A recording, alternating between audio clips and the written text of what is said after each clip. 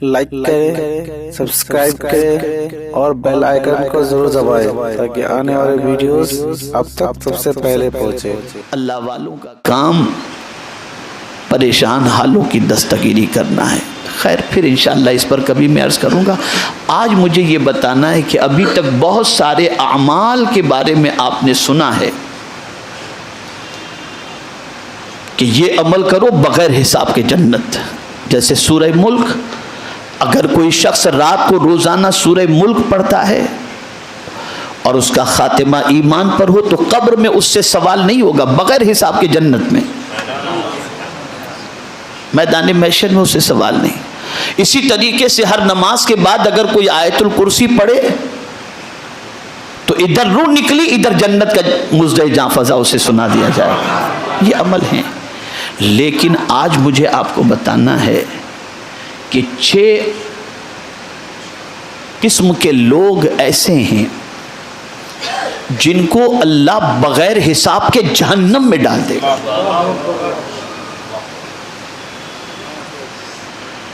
आपने ये तो सुना है कि बाज़ आमाल जिसकी वजह से इंसान बग़ैर हिसाब के जन्नत में चला जाएगा, और ख़ुद दुआएं थी अल्लाह वालों की कि अल्लाहुम्मर्ज़ुक़निल जन्नत बिग़ैर हिसाब, ए अल्लाह हमको जन्नत में बग़ैर हिसाब के दाखिल फरमा।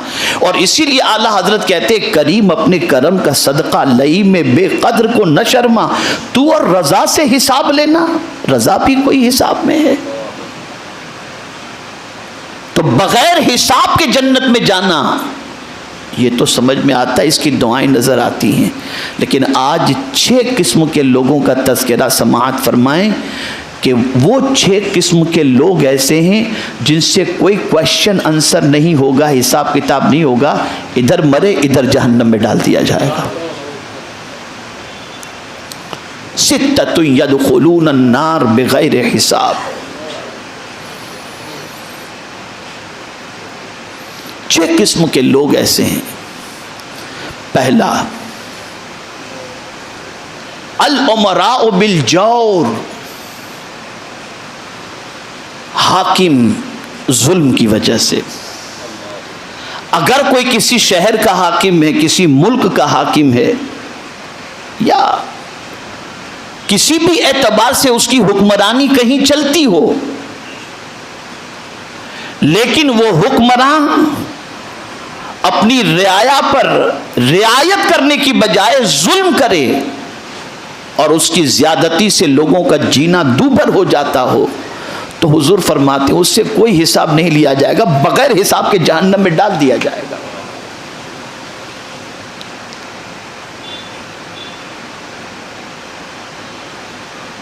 और इसीलिए कुरान मुक़द्दस में रब्बे क़दीर जल्ल जलालहू ने जब किसी को इख्तिदार मिले तो उसकी जिम्मेदारी क्या है, तो कुरान कहता है अल्लज़ीना इम्मक्कन्नाहुम फिल अर्द अक़ामुस्सलाह व आतुज़्ज़काह व अमरू बिल मारूफ व नहौ अनिल मुनकर, कि जब किसी को इख्तिदार मिले और जब कोई हुक्मरान की हैसियत से हो, यानी ये इस्लामी बात हो रही मुसलमानों के हवाले से, तो उसकी पहली जिम्मेदारी ये है कि वो नमाज कायम कराए, वो ज़कात का हुक्म दे, वो अच्छी बातों का हुक्म दे और बुरी बातों से रोके।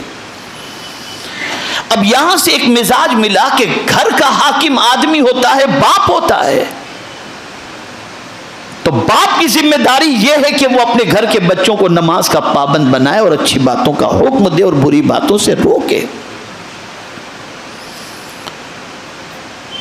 इसी तरीके से कबीले का हो, मुआशरे का हो, सोसाइटी का हो, तंजीम का हो, जिम्मेदार की हैसियत से है, तो हाकिम को रियाया पर जुल्म नहीं करना, अपने मातहत के साथ नरमी से पेश आना। इस बुनियाद पर अल्लाह रब्बुल इज़्ज़त जल्ल जलालहू रियायत की बुनियाद पर उससे रियायत फरमाएगा, और जो रियाया के साथ जुल्म करता है उसको बगैर हिसाब के मौला जहन्नम में दाखिल फरमा देगा। इसीलिए हुजूर सल्लल्लाहु अलैहि वसल्लम से रब ने इरशाद फरमाया कि मेरे महबूब उन लोगों के लिए अपने बाजू को बिछा के रखो जो आपकी पैरवी करते हैं, जो आपकी पैरवी करते हैं, आपके मातहत वाले हैं, उनके लिए अपने बाजू को बिछा के रखो। तो सरकार इस तरह से बाजू बिछा के रखते थे कि हर आने वाला यह तसव्वुर करता कि हुजूर मुझसे सबसे ज्यादा मोहब्बत करते हैं। यह हाल था। तो पहली चीज अल उमरा बिल जौर, कि हाकिम जो है वो जुल्म की वजह से, आप सेठ हैं, नौकर पर जुल्म ना कीजिए। इसीलिए हुजूर फरमाते हैं जिसने माह रमज़ान में अपने मुलाजिम का ख्याल रखा और उसे भी आराम पहुंचाया, उसे गुलाम आज़ाद करने का सवाब अल्लाह अता फरमाता है। हम रोज़े में खुद के आराम की तो फिक्र करते हैं, लेकिन सुबह 10 बजे से लेकर रात के 9 बजे तक मुलाजिम की बिल्कुल उसका तेल निकाल डालते हैं, उसे दोपहर में आराम के लिए नहीं भेजते। हम तो 11 बजे आएंगे तो दोपहर में 2 बजे वापस चले जाएंगे, लेकिन मुलाजिम, दो मुलाजिम को रियायत, जुल्म ना करो। यह जुल्म की वजह से अल्लाह जहन्नम में दाखिल फरमाता है। तो पहला वो इंसान जो हाकिम है और अपनी रियाया पर जुल्म करता है, वो बग़ैर हिसाब के जहन्नम में दाखिल किया जाएगा। दूसरा वल अरब बिल असबिय्या, अहले अरब तासुब की बुनियाद पर। आज अहले अरब जो हैं उनकी पोजीशन ये उस जमाने में भी थी और आज भी बास लोगों की ये पोजीशन पाई जाती है कि उनमें तासुब बहुत ज्यादा है। वो अपने अलावा किसी और को न पढ़ा लिखा समझते हैं, न अच्छा समझते हैं, न कुछ करते हैं। ये उनकी सिचुएशन आपको नजर आएगी। और फिर दूसरा ये है कि वो हक और बातिल का मामला हो तो उनके अंदर आप देखेंगे कि बातिल के मामले के अंदर भी, जुल्म और ज्यादती के मामले के अंदर भी वो असबियत का मुजाहिरा करते हैं। गलती होने के बावजूद भी ये अपना है ना, चलो कोई बात नहीं, इसको चलने दो, उसके ऊपर तवज्जो नहीं देते। और असबियत, याद रखें, ये जुमला मेरा जहन में महफूज कर लें, इस्लाम में तासुब नहीं है, तसल्लुब है। इस्लाम में तासुब नहीं है, तसल्लुब है। अगर आपके कबीले का कोई शख्स, आपकी कम्युनिटी का कोई शख्स अगर गलत कर रहा है, उसके बावजूद भी उसको सपोर्ट करना, यह है असबियत। इस्लाम में इसकी इजाजत नहीं है। और तसल्लुब किसे कहते हैं कि हक पर जमे रहो और इतने साबित कदम रहो कि चाहे दुनिया तुम्हें इधर से उधर करने की कोशिश करे, यहां तक कि तुम्हारा रिश्तेदार भी, जैसे हुजूर सल्लल्लाहु अलैहि वसल्लम के हवाले से आप देखें कि कितनी पेशकश खानदान वालों ने की कि ऐ मोहम्मद सल्लल्लाहु अलैहि वसल्लम, आप दीन का काम छोड़ दीजिए, ये देंगे वो देंगे। तो सरकार तसल्लुफ फी दीन का मुजाहिरा करते हैं, वहां रिश्तेदारों के साथ असबियत का मुजाहिरा करते नजर नहीं आते कि चलो अपने कबीले वाले बात मान लो, नहीं, दीन पर तसल्लुब। तो अहले अरब के हवाले से फरमाया गया कि वो असबियत की वजह से जहन्नम में डाले जाएंगे। तीसरा वद्दहाकीन बिल किब्र, गांव का जो मुखिया होता है, देखिए देहात को भी इस्लाम ने कवर किया है, हुजूर ने कवर किया। आज राजस्थान देख लीजिए, बहुत सारे इलाके राजस्थान की क्या तखसीस, वहां गांव के मुखिया होते हैं, सरपंच होते हैं। अब आता जाता कुछ नहीं, बहुत सारे सरपंच बन जाते हैं। पैसा है, दादागिरी है, गुंडागर्दी है, लोगों ने सरपंच बना दिया उसे। अब वो शख्स तकब्बुर करता है, सरकार फरमाती है गांव का मुखिया जो है ना, वो तकब्बुर की वजह से जहन्नम में डाला जाएगा। चौथा, हुजूर सल्लल्लाहु अलैहि वसल्लम ने फरमाया वत्तुज्जारु बिल किज़्ब, बिजनेसमैन, तिजारत करने वाला झूठ बोलने की वजह से जहन्नम में डाला जाएगा और बगैर हिसाब के डाला जाएगा।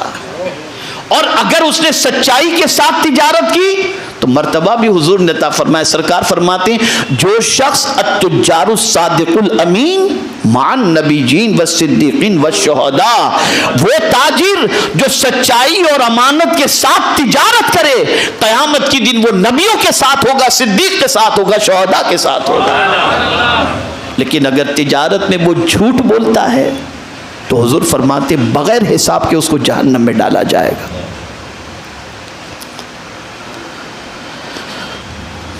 और इसीलिए हुजूर सल्लल्लाहु अलैहि वसल्लम ने इरशाद फरमाया कि झूठ बोलने से माल तो बिक जाता है लेकिन बरकत खत्म हो जाती है।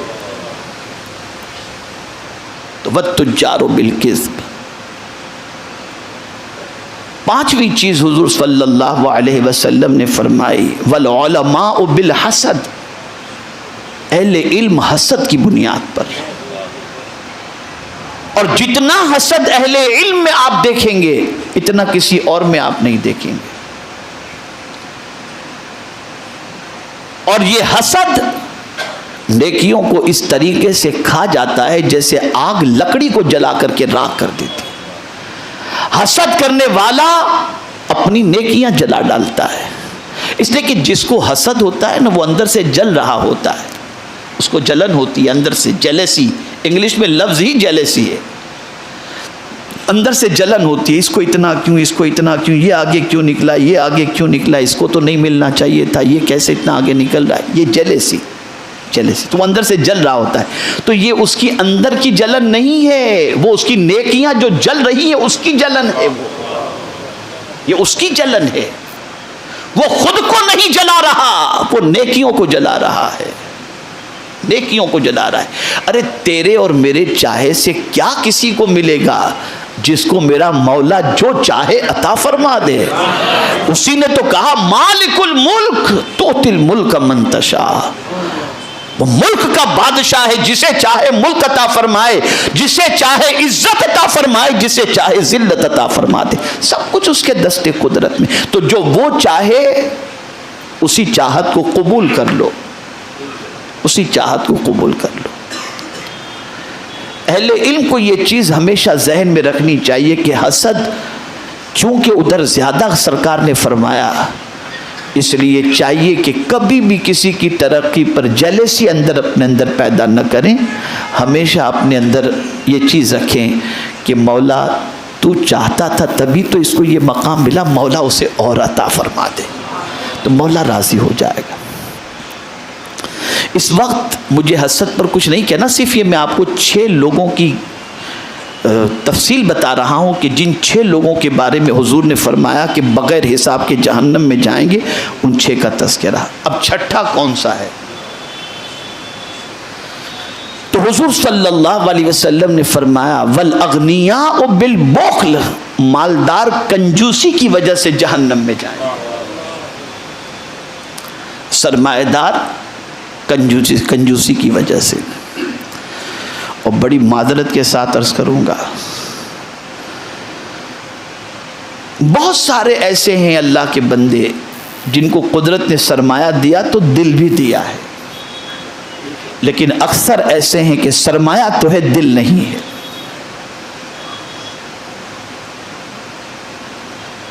और गरीब के पास सरमाया कम होता है लेकिन दिल बड़ा होता है। मैं आपको दलील के तौर पर समझाता हूं और आप रोजमर्रा की जिंदगी में इसे समझ सकते हैं। अमीर के पास सरमाया होता है, बहुतों के पास बहुत दिल होता है, लेकिन अक्सर की पोजीशन ऐसी होती है कि मालदार के अंदर बुख्ल ज्यादा पाया जाता है। इसको मैं समझाता हूं। एक मालिकन, उसकी कामवाली की बर्थडे थी और एक कामवाली, उसकी मालिकन की बर्थडे थी। तो कामवाली निकली बेचारी, अब मजदूरी करती है, मुलाजिमत करती है, निकली साड़ी की दुकान में खरीदी के लिए, अपनी मालिकन को गिफ्ट देना है, अपनी मालिकन को गिफ्ट देना है।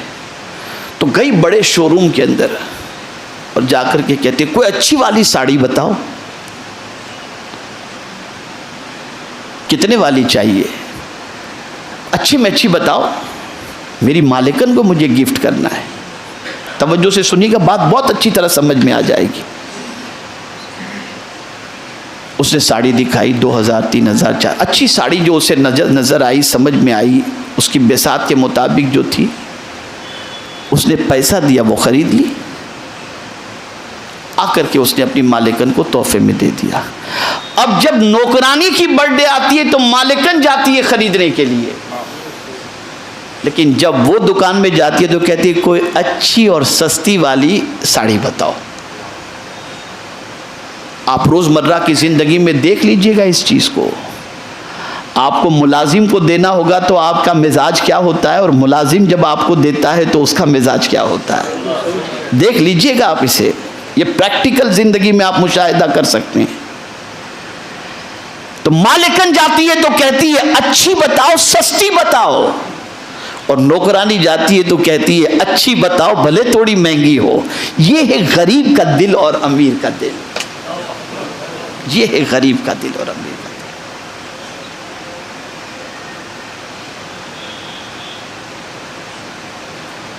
इसको दो जुमलों के अंदर मैं समझा दूं।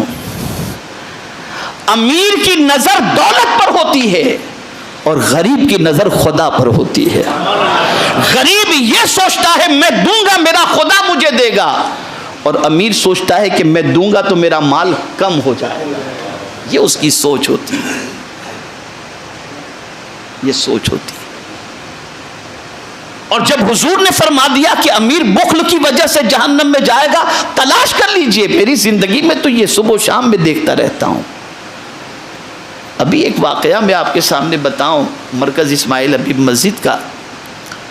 ये अभी की बात नहीं है, मैं तकरीबन आपको 6-8 साल पहले की बात बताऊं। एक बूढ़े चाचा जिनकी कभी कभी इधर थूक भी नजर आती थी मुझे, वो मस्जिद के किनारे पर ऐसे बैठे रहते थे। तो हम ये समझते थे बेचारा सीधा साधा आदमी। मैंने ऐलान किया मस्जिद के अंदर, मरकज इस्माइल हबीब मस्जिद में, कि वादी नूर का इज्तिमा आ रहा है, आपसे जो हो सके दाम में दिरहम में कदम में सुखन हिस्सा लें। इज्तिमा के बाद दुआ हुई, हफ्तावारी इज्तिमा में मैं बाहर निकला। वो चाचा उठते गिरते पड़ते मेरे पास है, बाबा खैरियत है, मुझसे कहते हैं। अल्हम्दुलिल्लाह मेरी कोशिश ये रहती है कि मैं बूढ़ों का ज़ईफ़ों का एहतराम करूं, कि हुजूर ने फरमाया जिसने किसी ज़ईफ़ का बूढ़े का एहतराम किया, उसकी ताज़ीम की, गोया उसने अल्लाह की ताज़ीम की है। आप समझिए बूढ़ों का मकाम है। मैं कहीं इज्तिमा में भी जाता हूं और बूढ़े बीच में होते हैं तो मैं जवानों को हटाकर पहले उनसे मुसाफा करता हूं, कि मैं कोशिश करता हूं। तो मैं उनकी तरफ थोड़ा आगे बढ़ा तो उन्होंने जेब से एक बंडल निकाला 50,000 रुपये का, और कहा हुजूर ये इज्तिमा के लिए। तो मेरी हैरत की इंतहा न रही कि मैं जिसे एकदम गरीब और बिल्कुल वो समझ रहा था, उसे 50,000 का बंडल निकाल के दे दिया। तो ये गरीब का दिल होता है, ये गरीब का दिल होता है। और बहुत सारे अमीर आज भी मेरी नजरों में ऐसे हैं जिन्होंने कभी आकर पूछा भी नहीं ये लाखों का इतना बड़ा इज्तिमा होता है, हजरत कुछ हम भी सपोर्ट करें या ये लीजिए अपनी तरफ से। और कुछ ऐसे हैं जो बोलने का मौका ही नहीं देते, हजरत आप करें इंशाल्लाह हमसे जो हो सकेगा हम ताबूत करें। दोनों तरह के लोग मौजूद, दोनों तरीके के लोग। लेकिन आप तजर्बा करके देख लीजिएगा, मालदार में बखीली आप ज्यादा देखेंगे, ये आप देख लीजिएगा। और ये बखीली अच्छी चीज नहीं है, ये बुख्ल इंसान को बगैर हिसाब के जहन्नम में ले जाएगी, बगैर हिसाब के। अल्लाह मेरे उस्ताद गिरामी के इल्म में खूब बरकतें अता फरमाए। उनकी आदत है कि वो सुबह 10 बंदों को खाना नहीं खिला सकते तो कुछ नहीं, लेकिन कम से कम फज्र की नमाज के बाद 10 लोगों को चाय ज़रूर पिलाते हैं। वो इमाम है मस्जिद के, इस्माइल हबीब मस्जिद के इमाम, लेकिन सुबह 10 बंदों को चाय ज़रूर पिलाएंगे। ये हजरत की आदत है। और सखावत ऐसी चीज़ है जो इंसान को कई मुसीबतों से बचा लेती है, कई मुसीबतों से। और आपका और हमारा है क्या, सब कुछ उसी का दिया हुआ तो है, और उसके बंदों को दोगे तो वो और अता फरमाएगा, वो और अता फरमाएगा। तो अर्ज करने का मंशा ये है कि 6 किस्म के लोग ऐसे हैं जो बगैर हिसाब के जहन्नम में जाएंगे। तो अल्लाह करे कि हम उन 6 में कभी भी न बने, बल्कि अल्लाह उन लोगों के अंदर शामिल होने से हम सबको बचाए और परवरदिगार